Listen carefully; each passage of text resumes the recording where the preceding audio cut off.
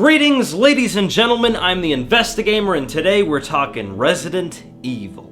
Much like the Hellraiser series for movies, Resident Evil is the stinking turd of horror gaming that started with something great and slowly devolved into a story that just won't stop fucking disappointing us. Resident Evil 5 was overall pretty damn lackluster, and Resident Evil 6 killed our hope entirely. And Revelations was avoided like the plague for having one of those catchy R-word subtitles Hollywood loves so damn much.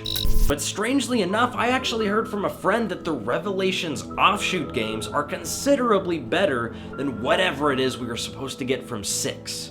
So I decided to investigate. I went to a Redbox, I got myself a copy of Revelations 2, and I just blasted through it on the Xbox One, and then shortly after switched over to PC to give that a try. What did I think about it? Let's find out. In Revelations 2, the story alternates between two teams of protagonists. The first team is composed of the ever-popular Claire Redfield and a brand new character to the franchise, Moira Burton.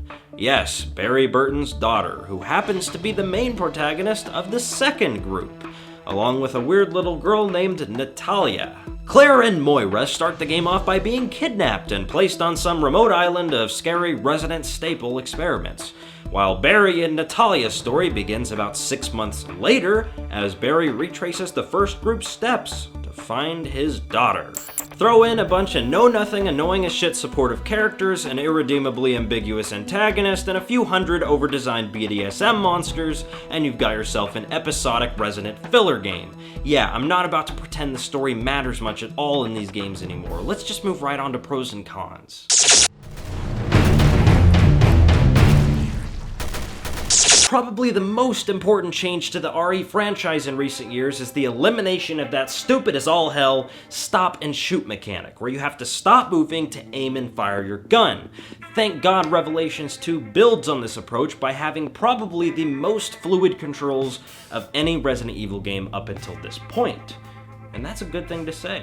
And they really need to be fluid, since you'll be spending the majority of the game switching between two characters and playing dual roles. The main characters, Claire and Barry, cover primary combat and gunplay, while the supportive characters, Moira and Natalia, mostly just point at shiny objects, clobber things over the head, and routinely use creepy child mind sensing powers. What the fuck? But for the first time in a while, the forced co-op gameplay of an RE game didn't bring my piss to a boil. That's because unlike mainline RE games, this one actually employs a strategic duality with the characters so they each have their own roles. This is especially enjoyable in co-op with another friend, because it forces you to work together. My favorite example of this is when Barry and Natalia come across an invisible floating enemy, and Natalia has to use her special mind powers to point Barry in the right direction to shoot. Another strong point of Re 2 is the stability and pricing model. Game runs surprisingly stellar on the Xbox One, and I only ran into a couple of visual issues on the PC. And because this is an episodic game, you can buy the 4 main campaign episodes for about $6 a piece, and skip out on the $40 total package of the game, which includes stupid pointless fucking filler content that no one should ever fucking play. So yeah. I also like the underlying mechanics of Rev 2, which provide a deeper than surface level strategy appeal, unlike Resident Transformers 6, things like skill trees, sometimes hard to find weapon upgrades, and let's not forget the Resident arbitrary craftables we all know and love. Overall, Re 2 has quite a few good things going for it, especially in the gameplay department, and especially when comparing it to something like Resident Garbage 6. However, what are the drawbacks? This is still Resident Moo-Cow, so of course we've got plenty of weaknesses to overlook. First off, the visuals and especially texture quality kinda belong in the last generation. You can probably play this game on Xbox 360 and it would look only a hair worse than on PC at max settings.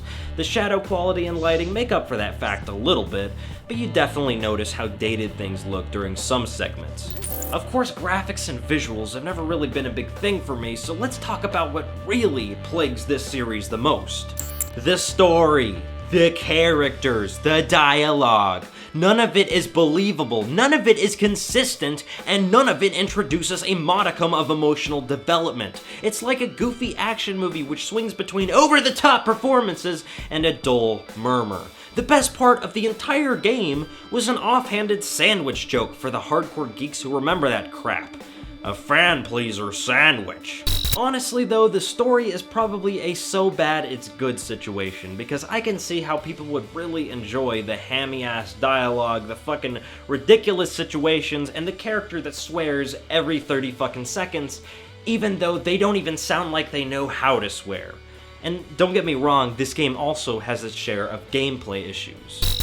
Like save points that drop you off 5 whole fucking minutes before a particularly hard segment, so every time I die, I have to walk through 6 corridors before I can attempt the boss fight again. That shit can kiss my ass. And why is Capcom clinging to their co-op lifestyle with a vengeful death grip if they're not even willing to bring the friendly AI up to speed for the task? I'm constantly having to switch between these two characters in order to have even the remotest chance of survival. And I can understand that, especially since this game actually balances the roles with a layer of inherent strategy. But at the same time, come on! Whenever I don't play as a character, they often just stand around getting hit by monsters. You have to actually get a perk for the offensive character to use a gun while you're playing support. I say give us the option to leave the dual role element out of single player. It works for co-op, but for myself, it's just an annoying waste of time to make up for the fact that Rev 2 isn't particularly long. And that's another thing, it takes between 4 and 8 hours to finish all 4 episodes of Revelations 2. And since Barry's campaign just retraces the steps of Claire's campaign, that means you spend much of the time going through the same environments twice. Revelations 2 is a popcorn game. A little bit of stealth, a little bit of action, a likable amount of strategy, but no defining character whatsoever. It's by and large completely devoid of emotional reward, but it's an engaging one-time playthrough with some smart tricks to make you feel like you're not beating your head against a resident brick wall. I give Resident Evil Revelations 2 an above average 3 out of 5, and if you're gonna pick this one up, honestly, just get the 4 main episodes. It's about $25 altogether as one package, and the $40 package does not, I repeat, not include anything worth that $15 price jump. I promise you. Until next time, guys, I'm the Investigamer. Never trust the crowd, only the investigation.